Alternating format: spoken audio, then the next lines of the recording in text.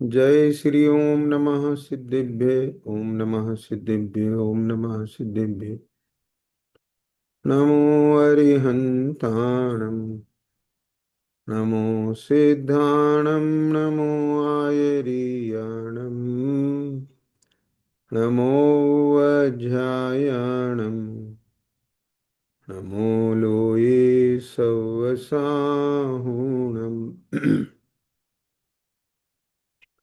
नमः श्रीवर्धमानाय निर्धूतकलिलात्मने सालोकानां त्रैलोकानां यद्विद्यादर्पणाय।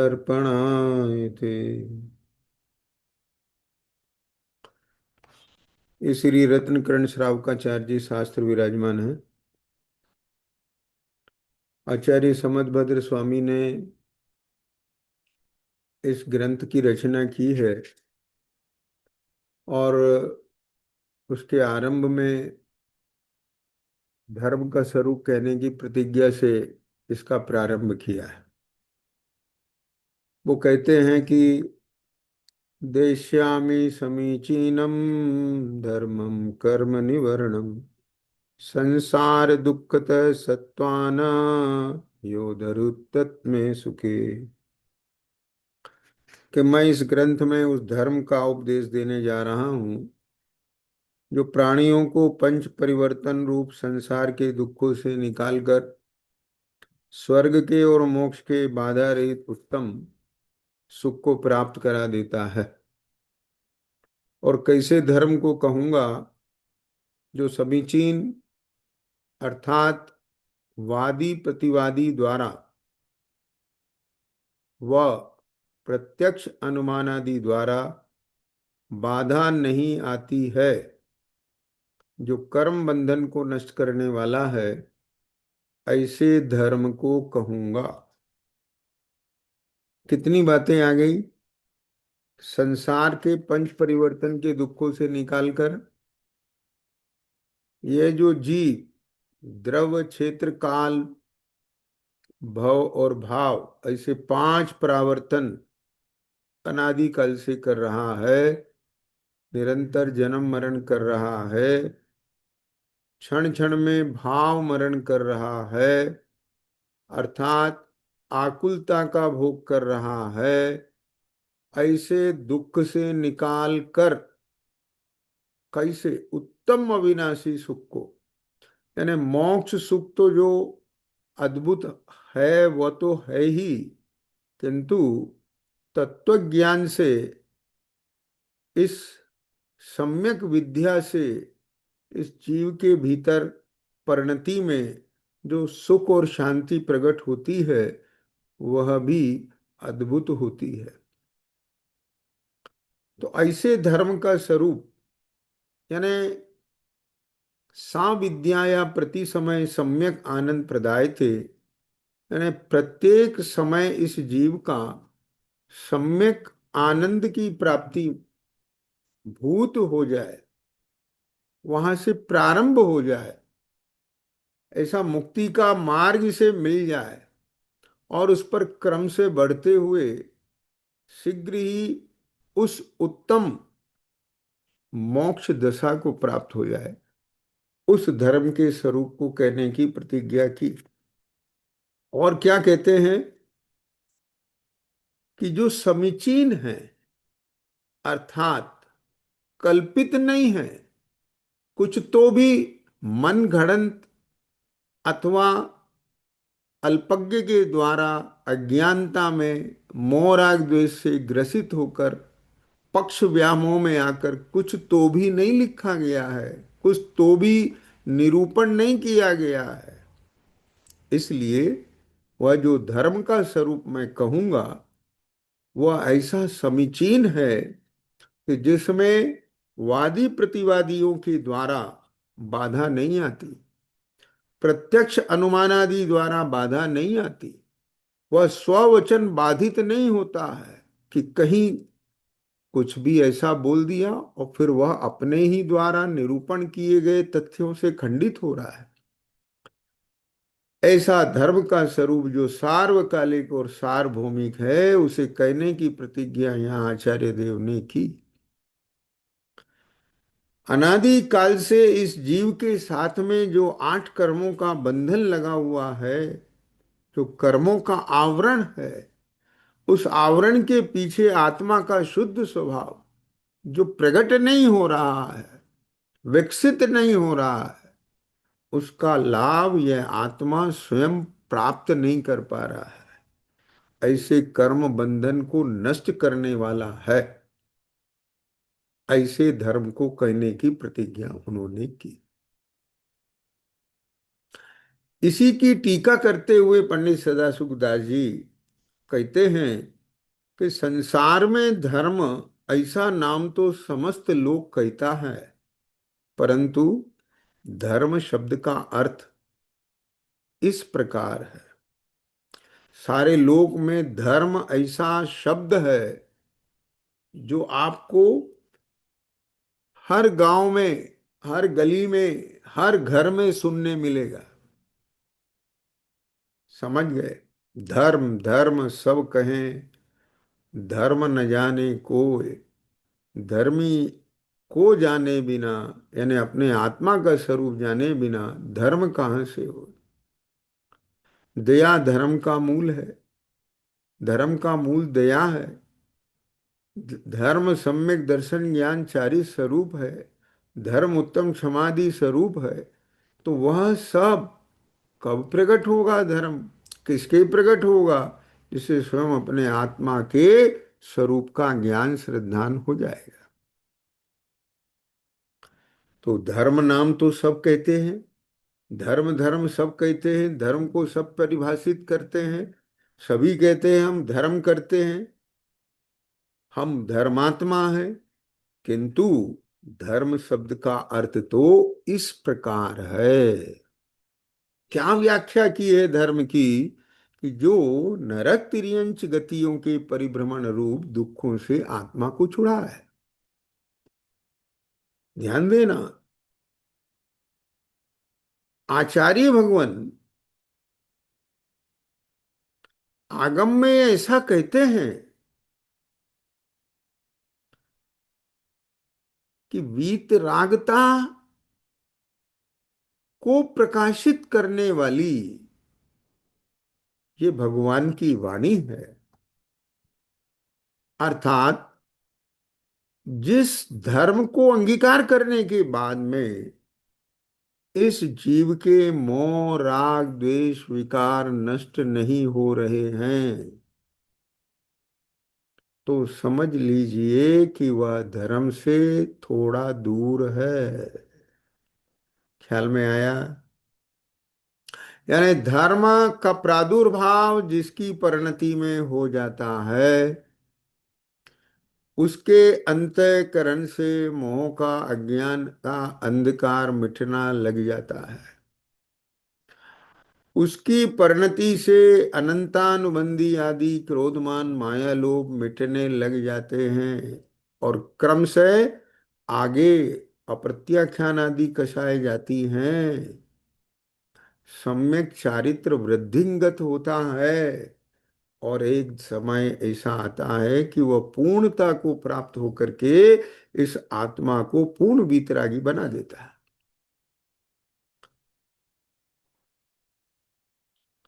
तो ऐसा धर्म होता है। हम देख सकते हैं कि धर्म की जो बाह्य प्रवृत्ति है, उस प्रवृत्ति में प्रवृत्त होने मात्र से धर्म नहीं प्रकट हो जाता है, बल्कि अंतःकरण में जब तक शुद्धता, सुख और शांति का जन्म नहीं होता है, तब तक वह धर्म लक्षित कैसे होगा? यहां कहते हैं कि समझ दुखों से आत्मा को छुड़ाकर उत्तम आत्मिक अविनाशी अतीन्द्रिय मोक्ष सुख में ले आए, उठा के धर दे, वह धर्म है। धर्म की पावर बताई है। ऐसा धर्म मोल नहीं आता, धन खर्च करके दान सम्मान आदि से ग्रहण कर ले। किसी के पास पुण्य के उदय से बहुत पैसा आ गया, तो ऐसा नहीं है कि वो धन खर्च कर दे, दान दे के, पैसा का उपयोग करके धर्मात्मा हो जाए अथवा धर्म प्रकट कर ले। ऐसा पैसे के बल पे धर्म नहीं होता। ख्याल में आ गया। दूसरों का सम्मान आदि करने से धर्म नहीं आता। किसी का दिया नहीं मिलता। जो सेवा उपासना दे प्रसन्न करके ले लिया जाए, ट्रांसफर नहीं होता दूसरा।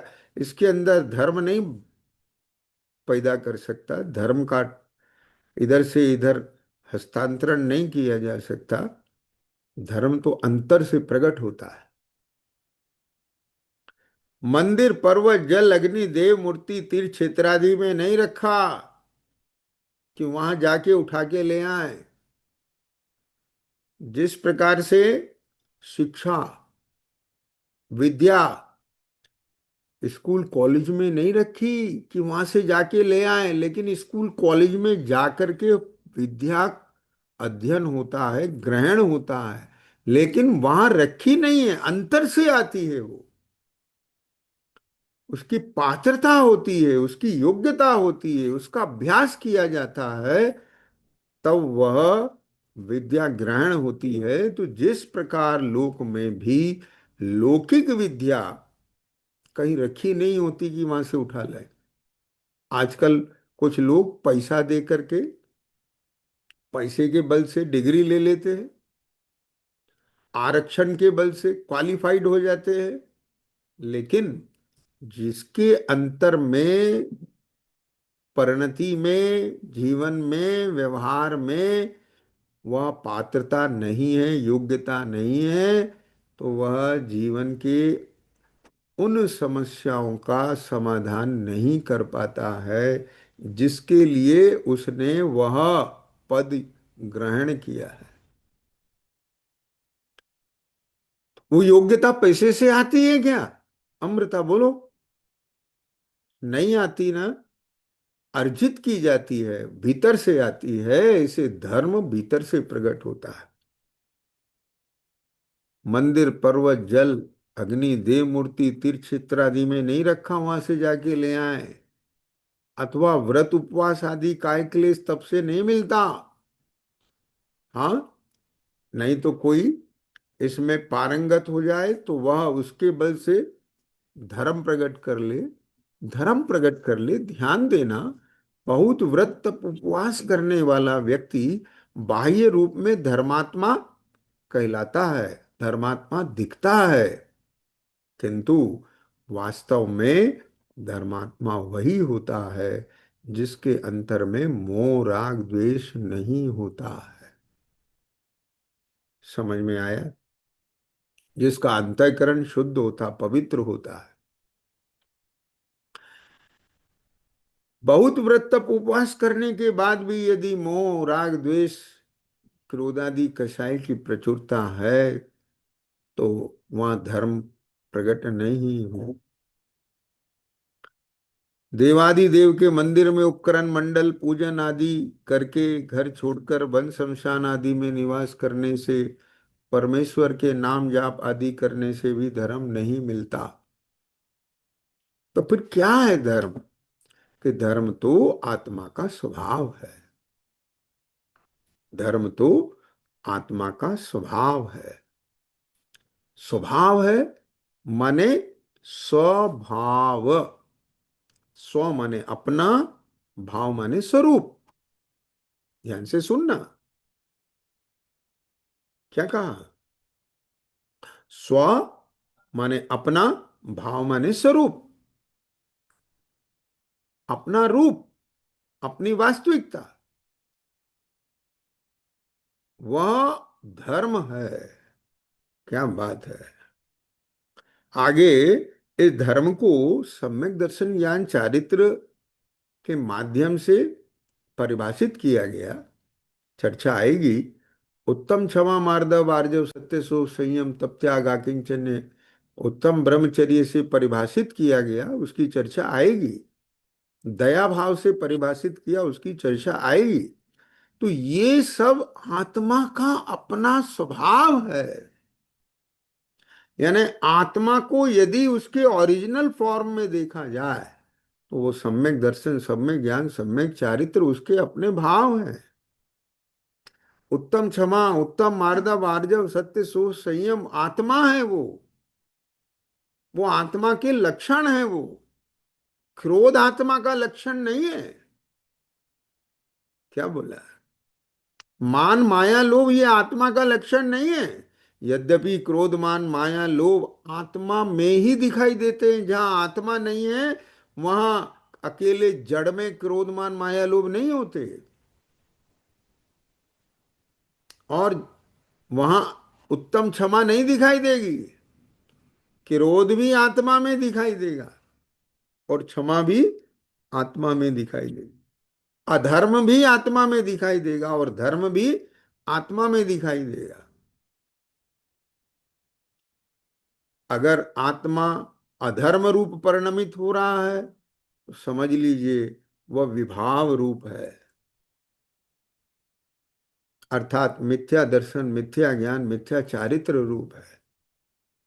और यदि वह आत्मा सम्यक दर्शन, ज्ञान, चारित्र रूप है, अर्थात अपना स्वभाव रूप है, तो समझ लीजिए वहाँ धर्म है। ध्यान देना, ये सम्यक दर्शन, ज्ञान, चारित्र, इसको स्वभाव क्यों कहा?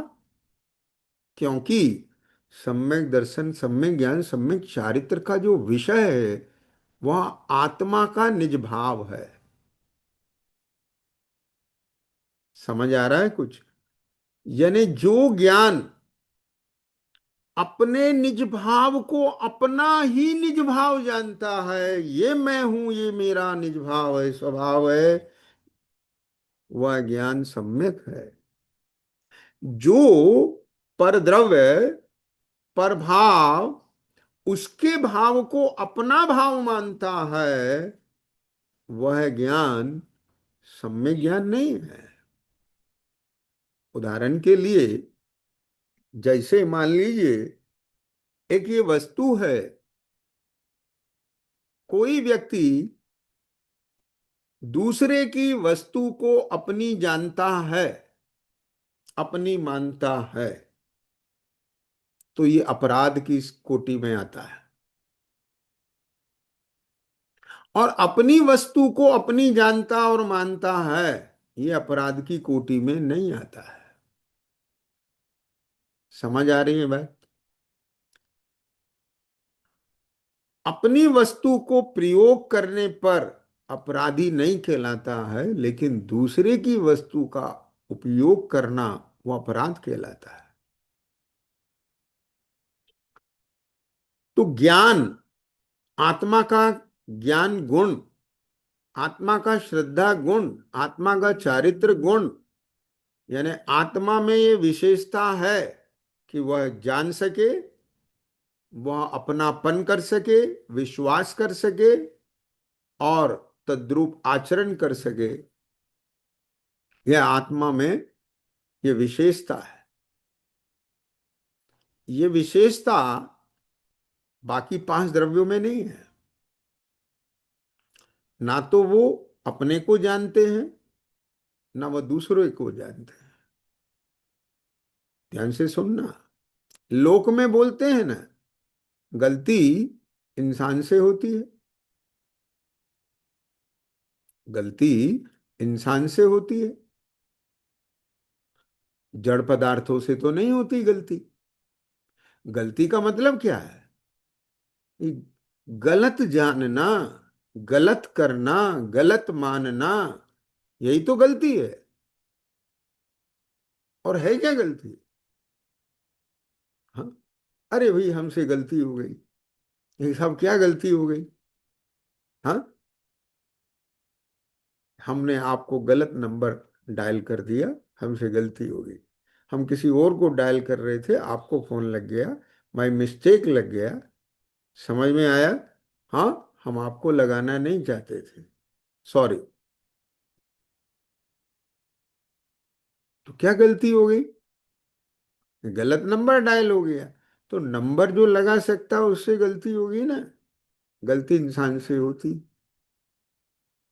और वो उसे सुधार लेता है। तो ऐसे जो ज्ञान है वो जानता है, जो जानता ही नहीं है तो वह ज्ञान भी क्या करेगा। तो जो ज्ञान है जब वो यथार्थ जानता है तो यथार्थ जानना सम्यक ज्ञान कहलाता है। और वो ही ज्ञान जब यथार्थ न जान के अयथार्थ को यथार्थ जानता है, अयथार्थ को अयथार्थ जाने और यथार्थ को यथार्थ जाने, तो ज्ञान सम्यक है। और जैसा स्वरूप नहीं है वैसा जाने तो अयथार्थ का श्रद्धान है, ज्ञान है। तो उसी का नाम मिथ्या दर्शन ज्ञान है। तो यह आत्मा, ध्यान से सुनना, पर द्रव्यों में आत्म बुद्धि करता है। अब मैं आपको एक विशेष बात बताता हूं। बार बार यही बात समझाई जा रही है कि पर द्रव्यों में आत्म बुद्धि छोड़। ठीक है। शास्त्र में क्या लिखा है कि पर द्रव्यों में आत्म बुद्धि छोड़कर। इसका मतलब क्या हुआ? इसका मतलब यह हुआ कि यह आत्मा प्रतीक्षा की पर द्रव्यों में क्या कर रहा है? आत्म बुद्धि कर रहा है। लेकिन सही बताओ, पर द्रव्य में आत्म बुद्धि नहीं होती। तो क्या होता है? पर द्रव्य को स्वद्रव्य मान लेने से जो उसमें आत्म बुद्धि होती है। क्या कह गए हम?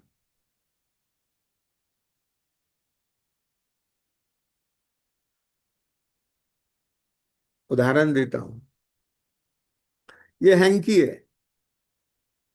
रोशनी समझना बेटा ध्यान से। ये हैंकी है। आप प्रत्यक्ष देख रहे हो, जान रहे हो लक्षण से कि ये हैंकी रुमाल हमारा नहीं है। ज्ञान स्पष्ट जान रहा है कि हमारा नहीं है। अब इसमें आत्मबुद्धि आप करके बताओ।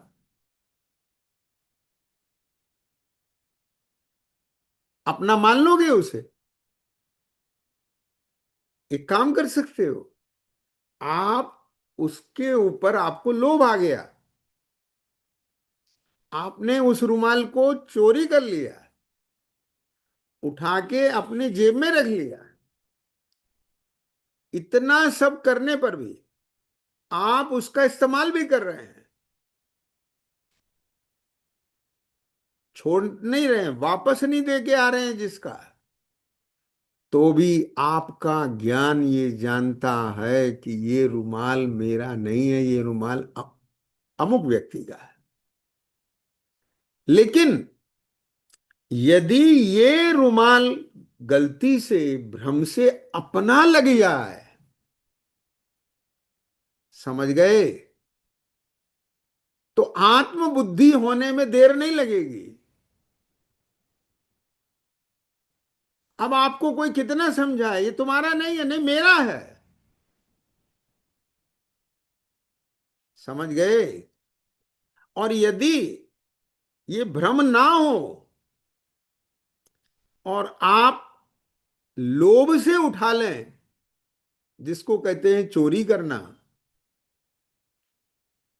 आप उसे अपना मान रहे हो। मान रहे हो माने इस्तेमाल कर रहे हो, कहते हो ये मेरा है। समझ गए?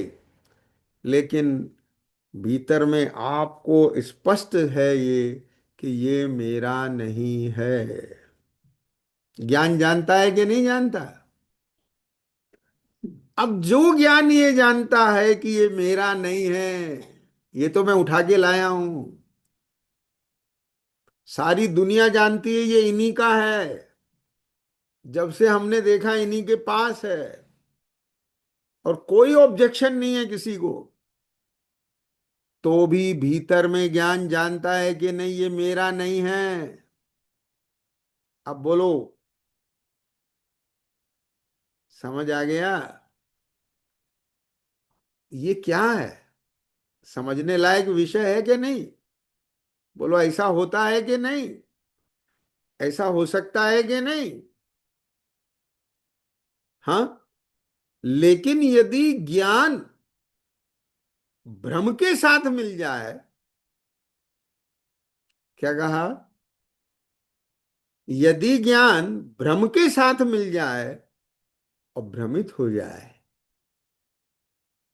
जिसको आप कहते कंफ्यूज हो गए हम, कोई थॉट ऐसा आया, सही चल रहे थे, सही डिसीजन ले रहे थे, लेकिन कोई थॉट ऐसा आया, उसने आवरण डाल दिया, आप कंफ्यूज हो गए। होता है कि नहीं होता बेटा? और आप गलत को सही देखने लग जाते हैं, गलत को सही मानने लग जाते हैं, गलत को सही जानने लग जाते हैं, राइट? अब जब ज्ञान भ्रमित हो गया, भ्रमित हो गया, अब उसे ये अपना लग रहा है कि नहीं लग रहा है? और जब ये अपना लग रहा है, तो इसमें आत्मबुद्धि है कि नहीं है? ध्यान से सुनने की बात। हाँ। बहुत समय हो गया है महेश, बरसों बीत गए, लो 10-10 20-20 साल हो गए। समझ रहे हो क्या बोला? क्या कह रहे हैं? 10-10 20-20 साल हो गए हैं लोगों को। क्या करते हुए? ये भैया, यह सुनते और पढ़ते हुए कि मैं शरीर नहीं आत्मा हूं। यथार्थ को सुनते पढ़ते हुए 20-20 50-50 साल हो जाते हैं, तो भी आत्मबुद्धि नहीं मिटती है। क्या कह गए? समझ में आ रहा है? और यहाँ क्या कह रहे हैं पंडित जी? कि धर्म तो आत्मा का स्वभाव है, पर द्रव्यों में आत्मबुद्धि छोड़कर अपने ज्ञाता दृष्टा रूप स्वभाव का श्रद्धान अनुभव, ज्ञान और ज्ञायक स्वभाव में ही प्रतिपन्न रूप प्रवर्तन रूप जो आचरण है वह धर्म है। अर्थात सम्यक दर्शन, सम्यक ज्ञान, सम्यक चारित्र धर्म है। और वो धर्म क्यों है? क्यों ना हो धर्म? आप बताइए ना। अपनी वस्तु को अपना जानना धर्म है कि दूसरे की वस्तु को अपनी जानना धर्म है? बोलो। अपनी वस्तु को अपनी मानना धर्म है कि दूसरे की वस्तु को अपनी मानना धर्म है? अपनी वस्तु को इस्तेमाल करना धर्म है कि दूसरे की वस्तु को इस्तेमाल करना धर्म है? ख्याल में आ गया भैया? तो अपनी वस्तु क्या है? अरे एक बात बताओ, कोई व्यक्ति परिस्थितिवश, कारणवश, हाँ, किसी दूसरे के मकान में जाके रहने लग जाए, हाँ, तो वह उसका हो जाएगा? हाँ। लोगों को 20-20 साल के लिए कैद हो जाती है। कैद समझते हैं? जेल। हाँ। और वह 20 साल के लिए जेल में जाके रहने लगे। क्या कह रहे हैं अलका जी, समझ में आ रही बात?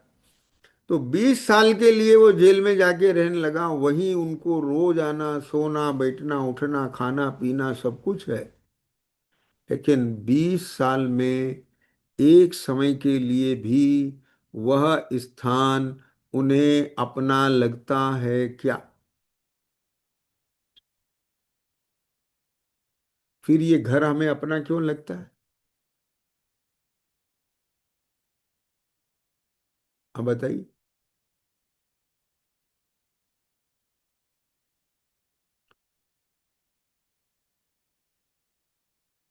रहने मात्र से वहां अपना हो जाएगा? कहने मात्र से अपना हो जाएगा? बताइए। एक बैंक मैनेजर है, वो वहां के ऑफिस में बैंक की ब्रांच में बैठ रहा है, तो ब्रांच उसकी हो जाएगी? बैठ नहीं रहा है, बैठते तो वहां क्लाइंट्स भी हैं जाके। उस ब्रांच में उसकी एक एक बात चलती है। उसकी मर्जी के बिना वहां पत्ता नहीं हिलता। इतना सब होने के बाद भी वो बैंक मैनेजर उस ब्रांच को अपनी नहीं मानता है। समझ में आई कि नहीं आई? और इस घर में, ब्रांच में तो उसकी सारी चलती है, पर इसकी इस घर में नहीं सारी चलती है, तो भी इसे अपना मानता है। अब बोलो। हाँ, कितनी आत्मबुद्धि, कितना बड़ा व्यामोह। यह पुद्गल परमाणुओं का स्कंद, ये काय, हाँ, पौद्गलिक काय, हाँ, ये मैं हूं, ये आत्मबुद्धि। ख्याल में आया? आ, कितना बड़ा आवरण। अरे, वास्तव में, वास्तव में धर्म जिसके जीवन में प्रकट हो जाता है, उसको केवल, केवल, केवल अपना निस्वभाव चाहिए। उसे परद्रव, परद्रव के भाव और उनके निमित्त से होने वाले ये मोह राग द्वेष भाव बिल्कुल नहीं चाहिए। और जिसे ये चाहिए, वो धर्मात्मा नहीं है।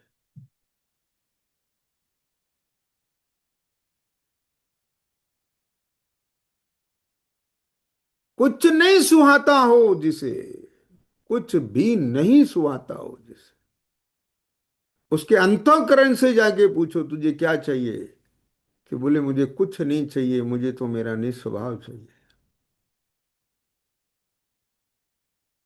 ख्याल में आ गई बात? एक कैदी से यदि ये पूछा जाए कि तुम्हें बोलो जेल में कितनी असुविधाएं हैं, समझ रहे हो, तो हो सकता है वो अपनी असुविधाएं बता दें, कि यहाँ मच्छर काटते हैं, भोजन अच्छा कच्चा मिलता है, रोटी सिकती नहीं है, दाल में नमक नहीं होता है, इत्यादि। वो वहां अपनी असुविधाएं बता दे, कष्ट बता दे, तकलीफ बता दे। उससे पूछा जाए व्हाट इज योर डिमांड, पूछा जाए, वो एक अलग पहलू है। लेकिन यदि उसे ये कहा जाए कि तुम्हें हम यहां महलों जैसी सुविधाएं देंगे, क्या समझ में आ गया? चक्रवर्ती के, सम्राट के महल जैसी हम तुम्हें यहां सुविधा देंगे। एक ऑप्शन आपके पास ये है। और दूसरा ऑप्शन, आप इस जेल से छूट के अपनी झोपड़ी में जा सकते हो। अब एक बात है, ईमानदारी से यहां हम हाथ रख के बोलें कि इन दोनों में से हम कौन सा चुनाव करेंगे?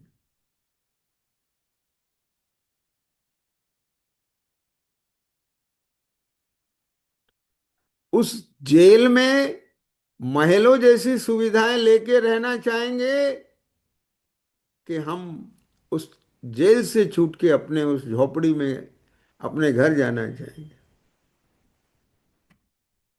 यदि कोई ये जवाब देता है ना, कि मैं तो जेल में रह लूंगा, तो आप बताओ उसे क्या टाइटल दोगे?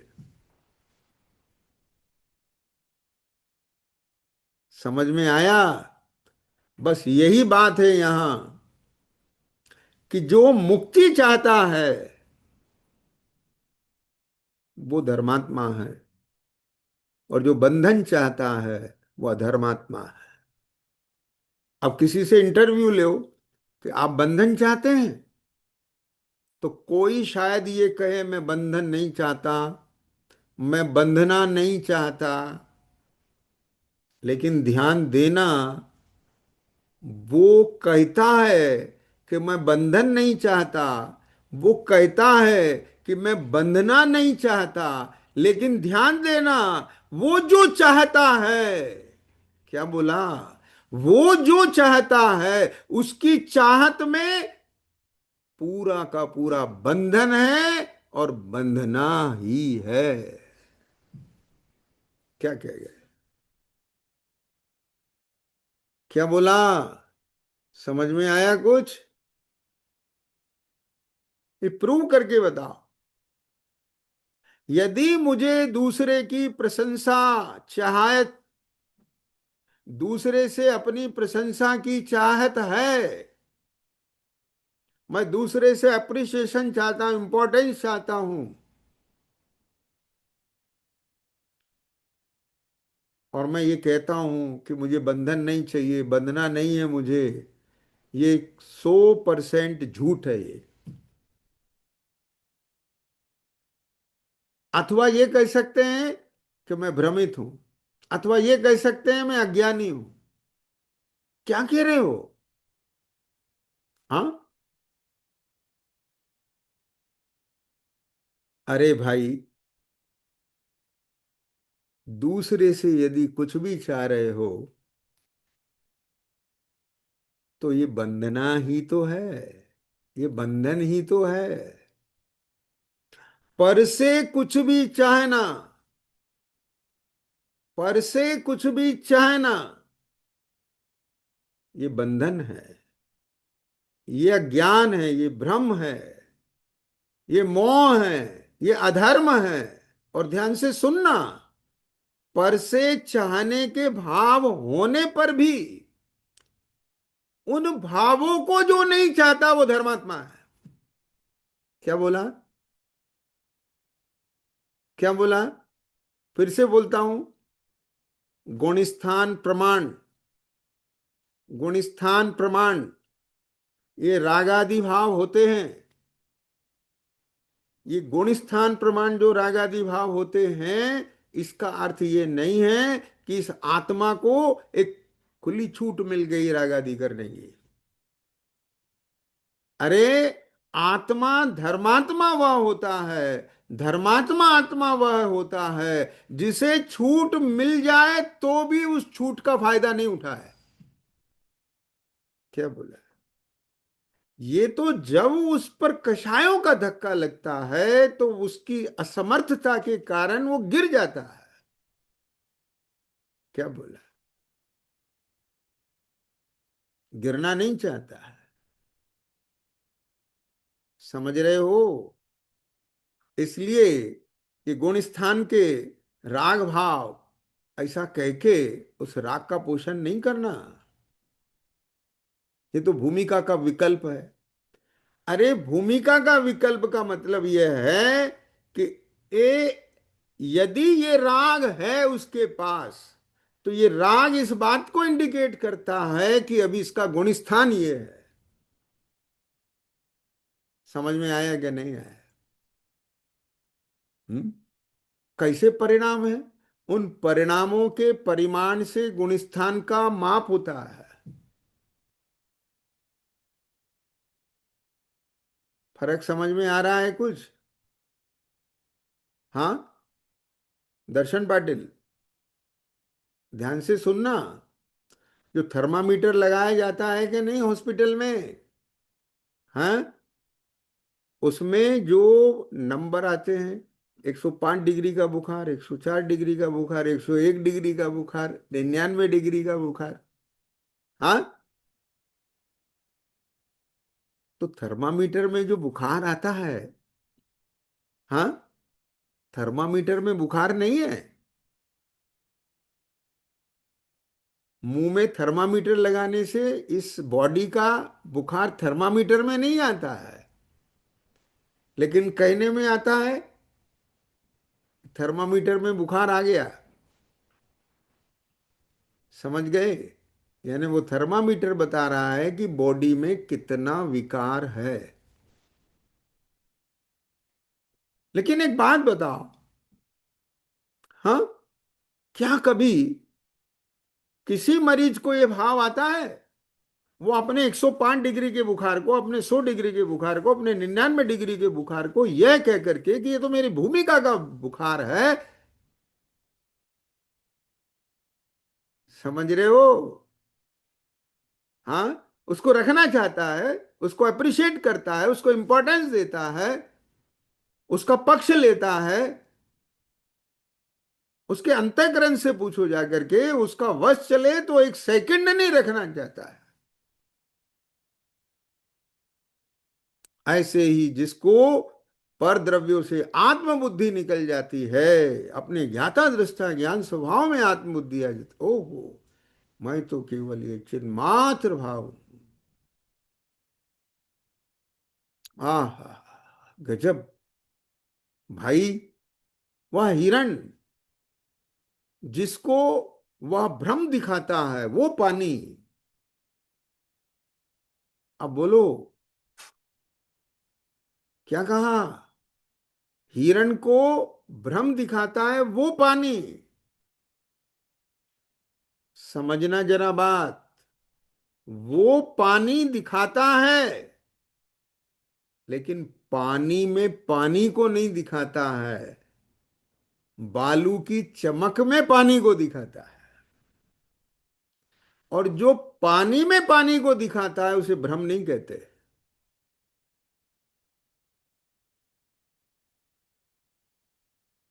क्या बोला? दर्शन पाटिल, समझ में आ रही है बेटा बात?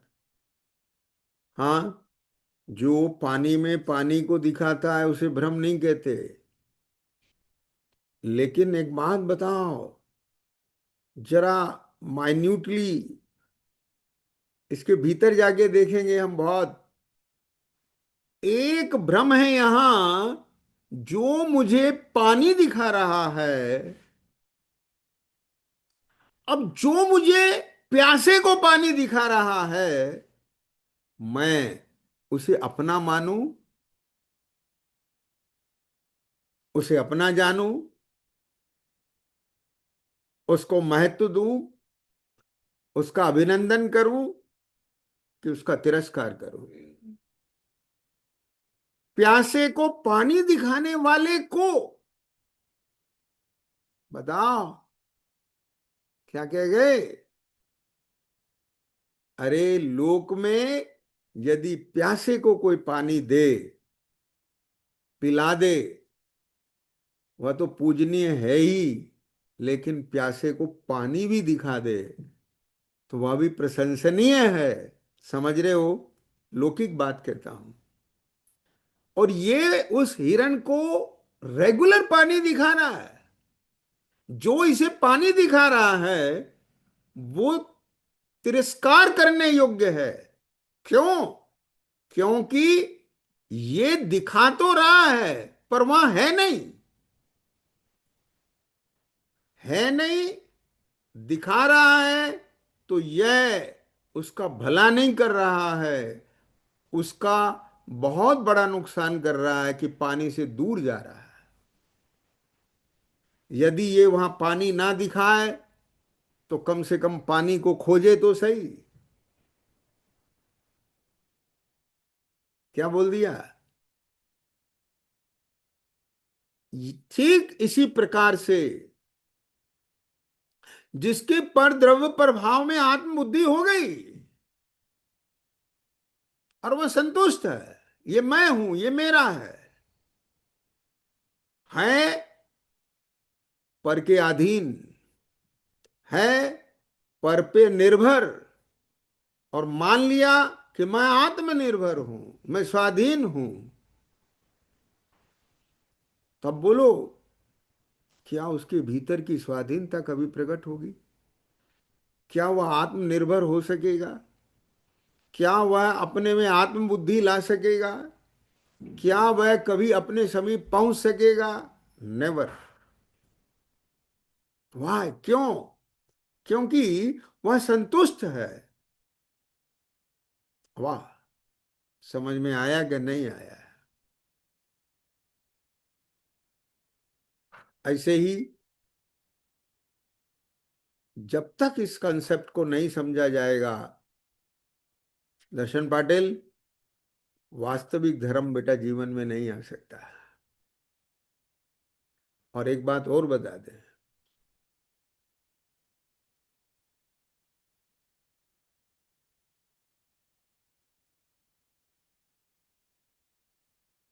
जिसको ये पता है कि मैं धर्मात्मा नहीं हूं, जिसे लोग धर्मात्मा नहीं मानते हैं, खतरा उसे नहीं है, उससे ज्यादा खतरा उसे है वो खतरनाक नहीं है, लेकिन उससे ज्यादा ये खतरनाक है कि जिसने भ्रम से अपने को धर्मात्मा मान लिया है और लोग इसे धर्मात्मा कहते हैं। क्योंकि खुद भी भ्रमित होकर के अपने को धर्मात्मा मान लिया और लोगों से उसका अप्रूवल मिल गया। समझ में आया कुछ? क्या कहा? क्या बोला? खुद भी भ्रमित और लोगों से और अप्रूवल। अब उसके बाद क्या धर्म की खोज होगी? ए भैया क्या कह रहे हैं? ओहो।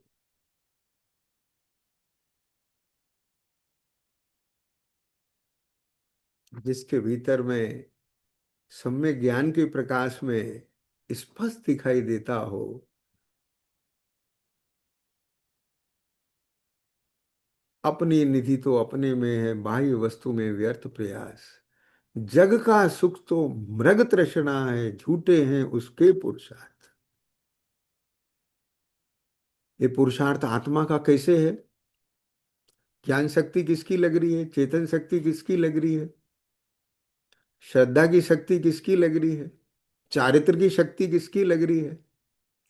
ये सारी शक्ति कहाँ लग रही है? विचार करो। व्यर्थ में लग रही है। क्यों लग रही है? वो हिरन दौड़ रहा है तो शक्ति किसकी लग रही है? हाँ, तो वो शक्ति व्यर्थ जा रही है क्या? नहीं कि क्यों? वो तो पानी की तरफ दौड़ रहा है ना। अरे पानी दिख रहा है पर वहां पानी नहीं है।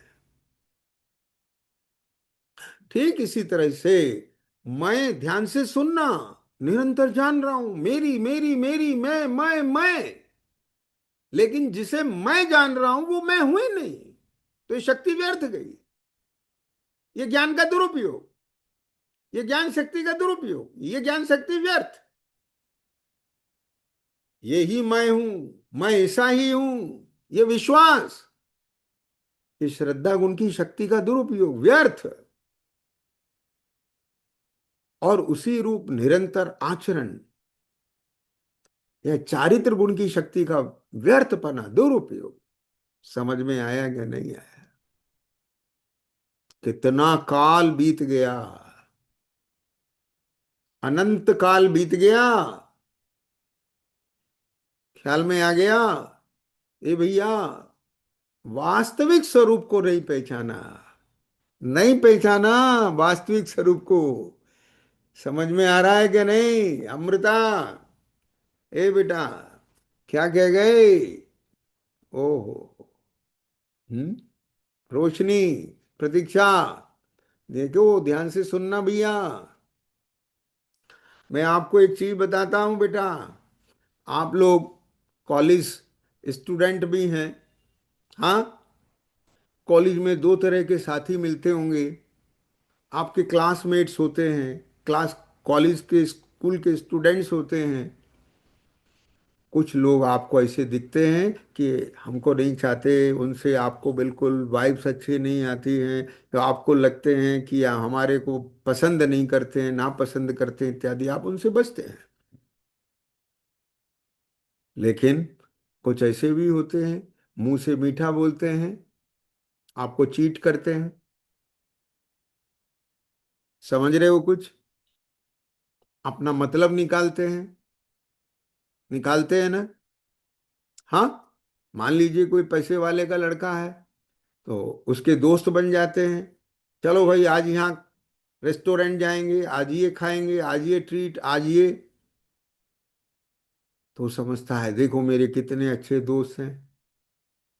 हाँ, एक बहुत अच्छा पढ़ने में इंटेलिजेंट है, वो उनसे अपने सब सॉल्यूशन करवा लेते हैं। ठीक है, इत्यादि।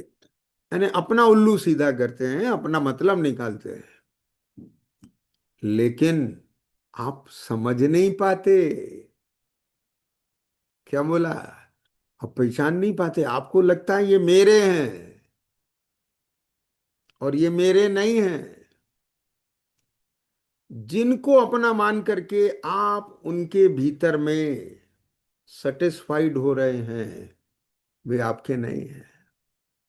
इसी तरह से भीतर में कुछ कर्म वरगणाएं ऐसी हैं,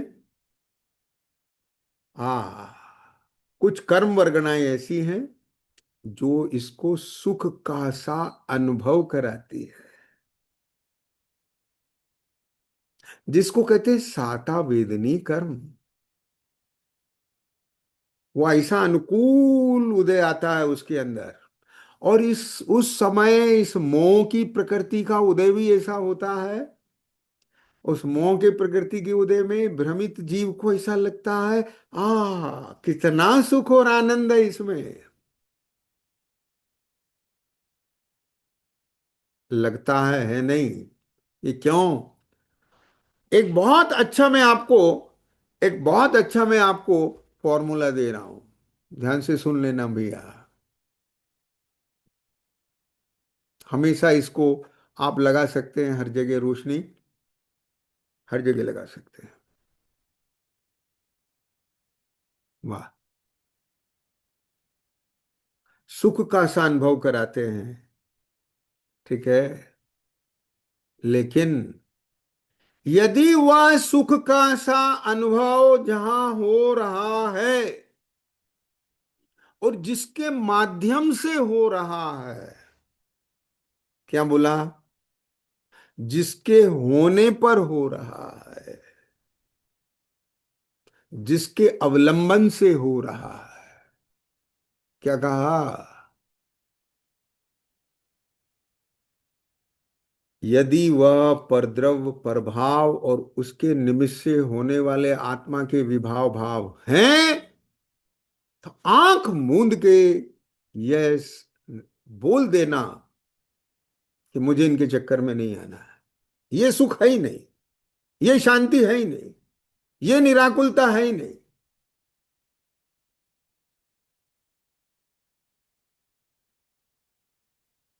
हमको लगता है हमको लगता है कि किराए के मकान में रह रहे थे, अपना मकान परचेज कर लें तो हम निराकुलित हो जाएंगे। बाजार से टैक्सी मंगाना पड़ती थी, अपनी कार परचेज कर लें, अपनी हो जाएगी, निराकुलित हो जाएंगे। और जब अपना फ्लैट हो जाता है, अपनी गाड़ी हो जाती है, अपना सब कुछ हो जाता है, तो हमको लगता है अब हमें आकुलता नहीं रही। हाँ, बिल्कुल डेफिनेट बात है, आकुलता नहीं रही। किस बात की आकुलता नहीं रही? इस बात की आकुलता नहीं रही कि अब मकान मालिक आपसे हर साल खाली नहीं कराएगा। अब ध्यान से सुनना, आकुलता नहीं रही। किस बात की? हाँ, तो मकान खाली करके उसके कहते ही जाना पड़ेगा। लेकिन सुनना, जितनी निराकुलता उसके मकान में थी, अब यहां कहीं दीवार पे खरोंच भी आ जाए, वहां वहां तो मालिक का है, हमें क्या लेना दे? बोलो, समझ रहे हो? हाँ, हिराना, आप टैक्सी लेके गए कहीं अमृता, और रास्ते में टैक्सी का पेनल्टी लग जाए, तो आपको टेंशन आती है। आपकी अपनी गाड़ी पे लग जाए, टेंशन आती है। तो अपनी गाड़ी में तो कोई टेंशन नहीं है ना, अपनी गाड़ी में तो कोई आकुलता नहीं है ना।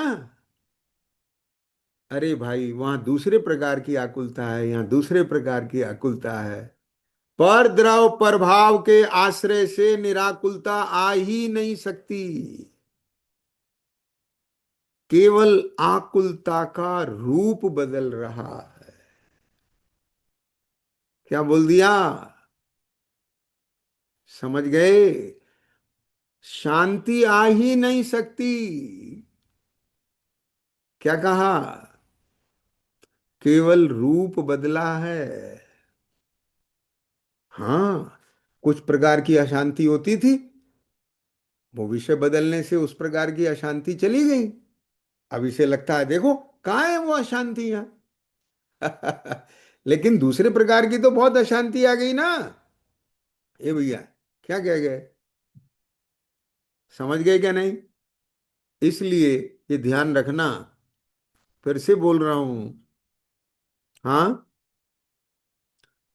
परद्रव, प्रभाव और उनके निमित्त से, कर्म के निमित्त से, कर्मोदय से उत्पन्न होने वाले अपने विभाव, परलक्षी भाव, जो दूसरे से संबंध स्थापित करते हैं, दूसरे से कुछ आता देखते हैं, दूसरे से कुछ होना देखते हैं, दूसरे के साथ संबंध स्थापित होते हैं, ऐसे सर्व भाव यदि इनके आधार से हमारे जीवन में, हमारी परिणति में सुख शांति आनंद आपको आता दिखता है, तो समझ लीजिए वो केवल भ्रम है। क्योंकि धर्म माने, धर्म माने सुख, धर्म माने शांति, धर्म माने आनंद। धर्म क्या है? सुख का नाम धर्म है, लेकिन वो सुख भैया, हाँ, हिंसा में सुख मानते हैं, परिग्रह में सुख मानते हैं, लोगों से प्रशंसा मिल रही है इसमें सुख मानते हैं, पंचेंद्रिय के विषय भोग भोगने को मिल रहे हैं इसमें सुख मानते हैं। वह सुख है ही नहीं, वह धर्म नहीं है। इन सबका आश्रय आधार छूट जाए और ये इंडिपेंडेंट हो जाए, अपनी वस्तु को अपनी जाने, अपनी वस्तु को अपनी माने। क्यों? क्योंकि सच बात यह है कि सबसे बड़ी सुख शांति निश्चिंतता में है, निर्भयता में है, निशंकता में है। जिसको अपनी वस्तु में अपने पने का ज्ञान श्रद्धान हो जाता है, पराई वस्तु प्रभाव में परद्रव प्रभाव का श्रद्धान हो जाता है, निशंक हो जाता है, ये मेरी नहीं है, ये मेरी है, ये मैं हूं, ये मैं नहीं हूं, ये सुख के आधार नहीं है, ये सुख का आधार है, ये सुख है। ऐसी निशंकता जिसके ज्ञान में आ जाती है, वो निर्भय हो जाता है। समझ में आ गया? भाई, भय किसका होता है? जल्दी बोलो। भय किसका होता है? ओ, मेरी वस्तु, मेरा स्वयं कहीं चला नहीं जाए, इसका कभी भय नहीं होता।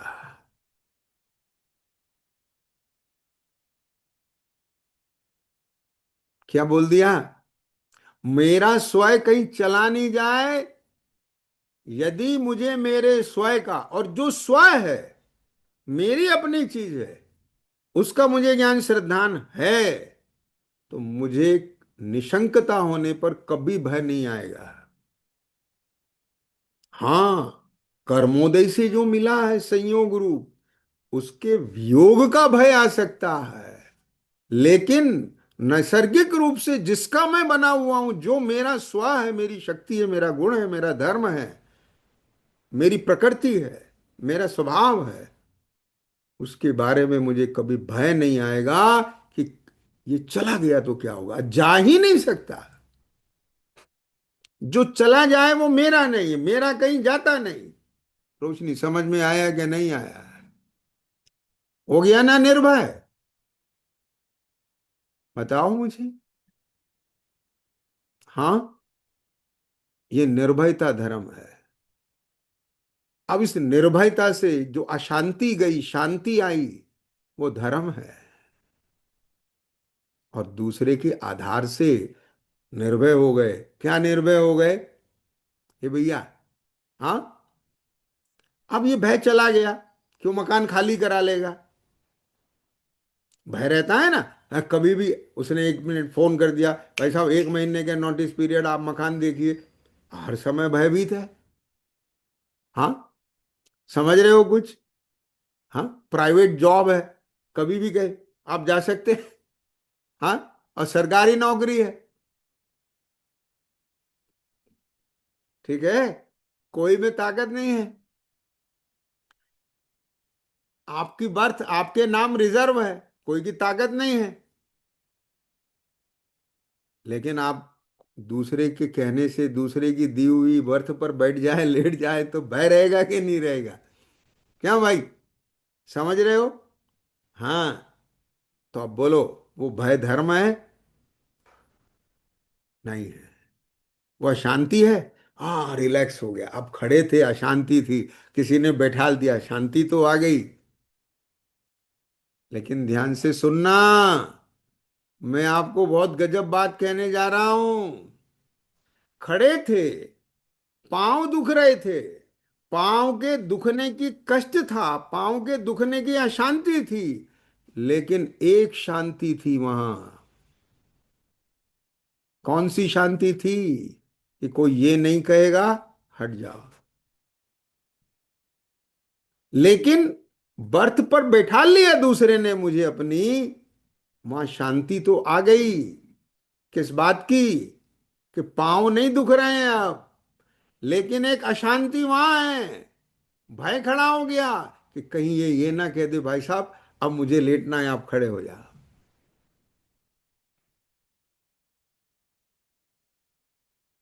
कुछ समझ में आई कि नहीं आई बात, बोलो। ए भैया, पकड़ रहे हो बात को? प्रतीक्षा, समझ में आ रही बेटा? हाँ। अब बताओ, केवल रूपांतरण हुआ है ना? हाँ। अशांति खत्म हो गई, भय खत्म हो गया? नहीं हुआ। इसलिए हमें ऐसी जगह बैठना है जहां से इस तीन लोग तीन काल में किसी की ताकत ना है कि वो वहां से उठा दे। हमें उस वस्तु में अपनापन करना है जिसका कभी अभाव नहीं होता, जिसको जिस जो कभी हमें छोड़ के जावे नहीं, कोई हमसे ले नहीं पावे। वास्तव में वह उस वस्तु का स्वयं ही हो सकता है। मिश्री यदि डब्बी में अपनापन करेगी तो उसका वह अपनापन कभी भी टूट जाएगा, क्योंकि डब्बी अलग है और मिश्री अलग है। वह संयोग रूप है। लेकिन मिश्री में जो मिठास है वह संयोग रूप नहीं है, वो स्वभाव भूत है। मिश्री से कभी मिठास अलग नहीं होती, ना हो सकती। इसलिए मिश्री का धर्म उसकी मिठास है। तो इस मिश्री को समस्त परद्रव प्रभाव में से आत्मबुद्धि छोड़ना पड़ेगी और अपनी मिठास में आत्मबुद्धि लाना पड़ेगी, तब उसे धर्म प्रकट होगा। लोगों को ऐसा लगता है धर्म प्रकट होगा, धर्म प्रकट होगा। अरे धर्म क्या चीज है, धर्म क्या चीज है? मैंने बोला ना, निश्चिंतता, feeling of certainty, feeling of fearlessness. हाँ, feeling of fearlessness, feeling of happiness, feeling of peace. ये जो अनुभूतियां हैं, वेदन है, ये जीना है, ये जीवन है, इसका नाम धर्म है। और जो परफेक्ट है, सार्वकालिक है, सार्वभौमिक है, परमानेंसी जिसमें है, जो ट्रुथ है, जो रियल है, जो नेचुरल है, वो वही है। ये बात अलग है कि जब तक वो नहीं मिलता है, हाँ, तब तक के लिए फॉर द टाइम बिंग, बड़े कष्टों से बचने के लिए यदि हमने किसी दूसरे का सहारा ले लिया है। समझ आ रहा है? हाँ। ए भैया, क्या बोला? यदि सहारा ले लिया है तो कम से कम हमारे ज्ञान में है कि ये संयोग है, ये स्थायी नहीं है। संयोग का आधार लेकर स्थायी तक पहुंचना ये एक साधन हो सकता है, लेकिन संयोग को ही स्थायी मान लेना, उसे साध्य मान लेना, ये एक बहुत बड़ा ज्ञान और भ्रम है। बात पकड़ में बैठ रही है कि नहीं बैठ रही है? ये धर्म का स्वरूप हमें स्थायी तक ले जाता है, वास्तविक तक ले जाता है। अमृता, समझ में आ रहा है बेटा? कठिन तो नहीं लग रहा है? हाँ, तो इसलिए भगवान जो हमें धर्म का स्वरूप बता रहे हैं उसे हमें बहुत अच्छी तरह से समझना है। अभी मैं आज आप लोगों को ये कहने जा रहा हूँ कि आपको जो ग्रंथ मिला है रत्नकर्ण श्रावकाचार, जो आपके कन्नड़ भाषा में लिपिबद्ध है, आप यहाँ से उसका श्लोक नंबर 2 की जो भावार्थ है वो, और जो श्लोक नंबर 3 4 है, आप उसका एक बार रीडिंग करें, थोड़ा सा समझने की कोशिश करें। अब हम आगे बढ़ेंगे तो आगे की क्लासेस में वह विषय अब आगे चलेगा, तो आप उसका पढ़ा हुआ होगा तो आपको अच्छे से समझ में आएगा।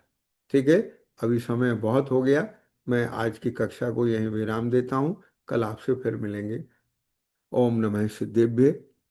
निज निधि निज में बताई, किया अनंत उपकार है, उसके लिए जिन वाणी माँ को वंद